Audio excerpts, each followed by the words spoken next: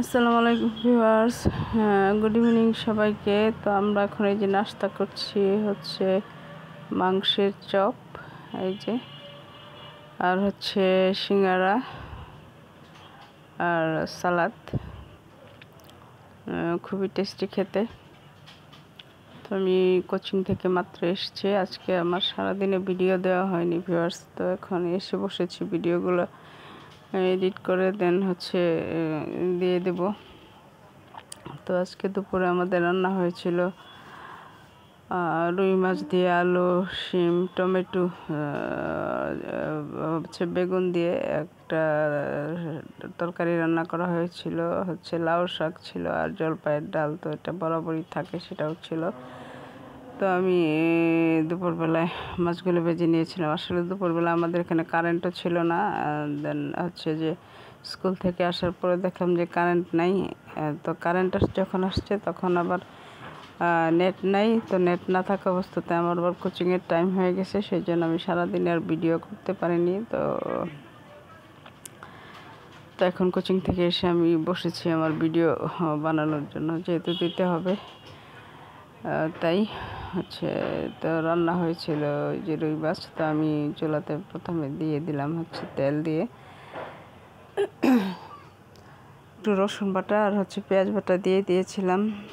আর তারপরে একটু কষিয়ে আর কাঁচামরিচ একটু থেতলে নিয়ে দিয়ে দিয়েছিলাম। তারপরে হচ্ছে যে হলুদ গুঁড়া, মরিচের গুঁড়া, ধনের গুঁড়া, জিরের গুঁড়াও দিয়ে দিয়েছিলাম,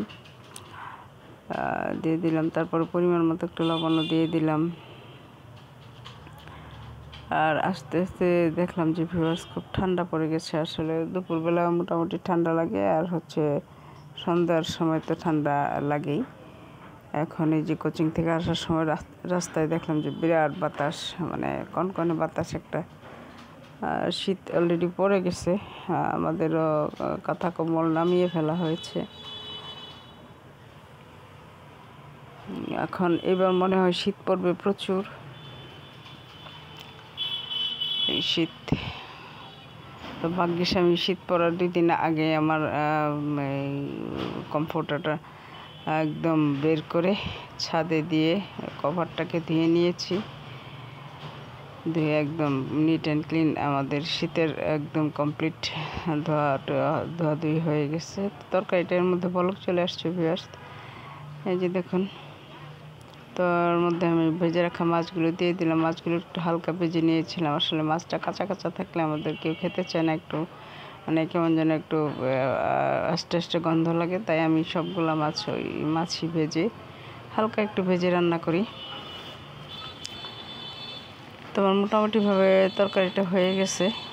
এখন আবার একটু মানে মিডিয়াম লো হিটে দিয়ে দেন দমে দিয়ে হচ্ছে পরে নামিয়ে নিব। 4-5 মিনিট দমে দিয়ে নামিয়ে নিলে হচ্ছে তরকারিটা টেস্টি হয়। তো এই তো দেখুন হয়ে গেছে।